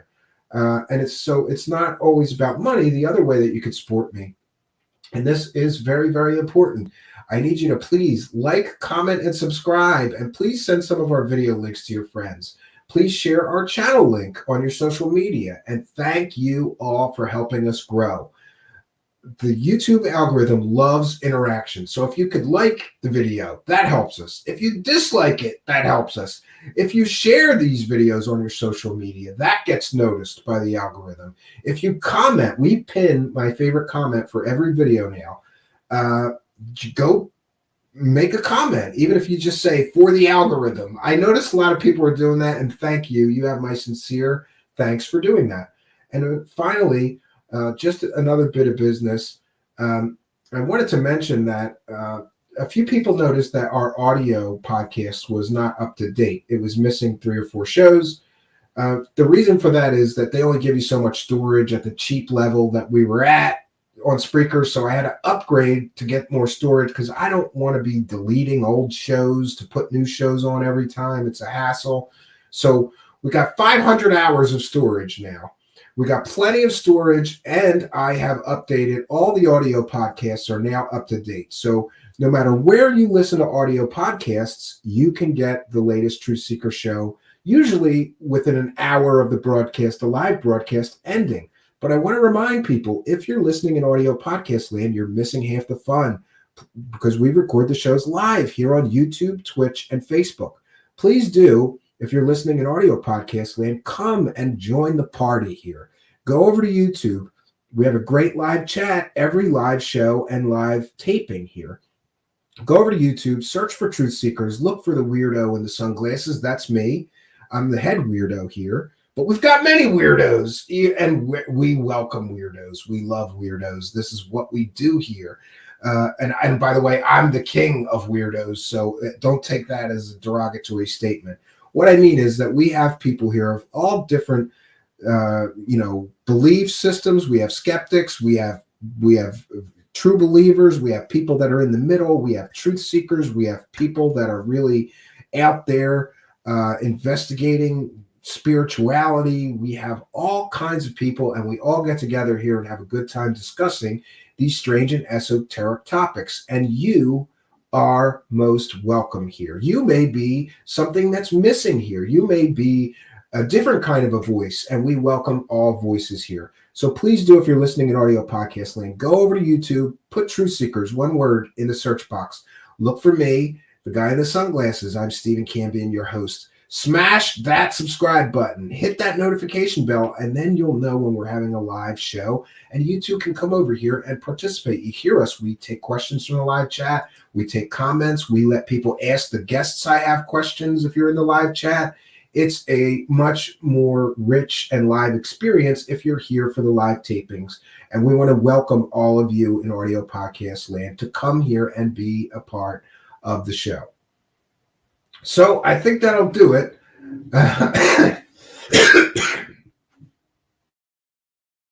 The Sixth Sense says, maybe forget FTB hashtag and we'll be weirdo knots. Yeah, that's good. That's a good idea. So I think, my friends, we've had a very long day here, having done two-hour shows now. Joe says, what if I gently nudge the subscribe button? Whatever works. Whatever the YouTube algorithm wants. By the way, I want to say my daily prayer to the YouTube algorithm. Praise Google. Praise the AI algorithm gods. Please find favor in our show, YouTube AI algorithm gods. Please raise us in the search engines. Please help us find more viewers, more subscribers, more people that want to comment on what we're doing here, more people that want to contribute questions and comments, more guests that want to come here. We praise the YouTube AI algorithm, and we ask for your favor.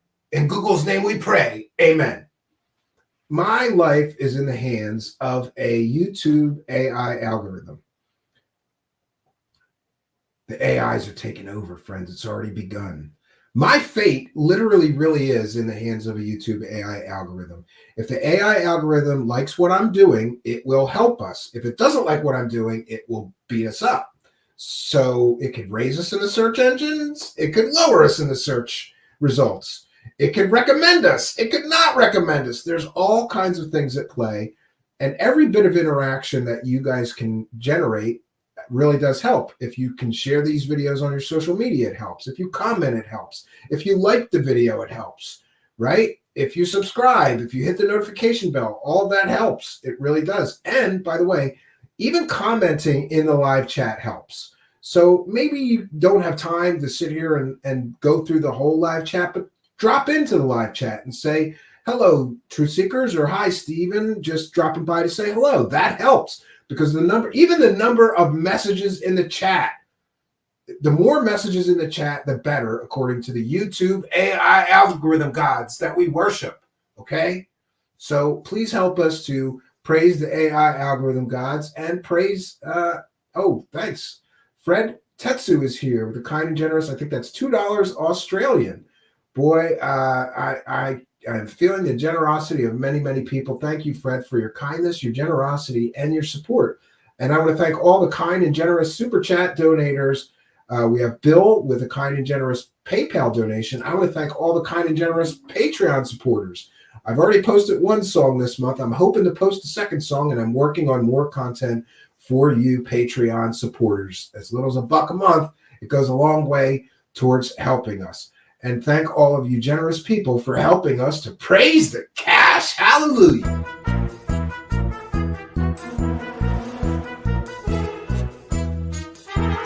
You're watching Truthseekers. Praise the cash, praise the cash.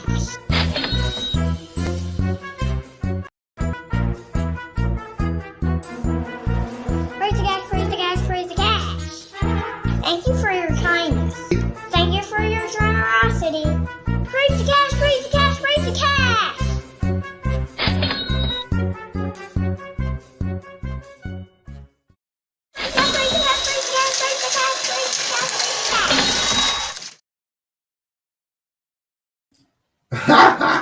So I want to thank everybody for their kindness, their generosity, and their support. It really does mean a lot. Oh, and Fred Tetsu with another one for the Pandora's Box show. Thanks, Steve and Sixth. Yeah, that was a great one. That was one I really enjoyed because it really is a Pandora's Box. So thank you once again for your kindness, your generosity, and your support. Oh, look at this. Fred gets the MVP of Generosity Award with another kind and generous Australian $5 super chat. Says, for the latest Wilcox show. Wow, thank you very much. Very kind and very generous of you. Not one, but 3 separate super chats. And I love that. And just so everybody knows, if sometimes listen, if you really want to give us like $10, you can separate it. Do $10 ones, and I'll read all 10 of whatever you have to say, right? Oh, and another one, Fred Tetsu with another $2 Australian, and he says for briefing intel lady.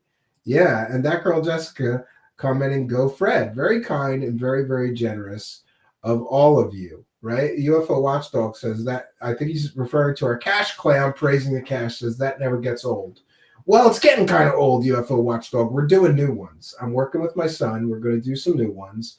And we'll be debuting those soon, I believe, right? We'll see what we can do about getting those finished. One second. I don't know what just happened. My phone's going nutty. But we got to bounce out of here, friends. I want to thank our guest tonight, the lovely alien girl. Right. And I really enjoy her perspective because I've been there. She still really loves these stories and wants to believe and hold on to some of them. And it'll be interesting to see how her beliefs and her ideas about some of these things change over time or stay the same. We'll be checking back in with her. And for a final time, I want to ask this. We still have 41 people. Go into the About section, click on that link, and subscribe to her show. You'll be glad you did. Fred Tetsu with another one. I'm just going to stay here all night if Fred Tetsu keeps throwing money at me. Thank you very much, Fred. I appreciate it so much. With another kind of generous $5 Australian says, thanks for making my holidays fun.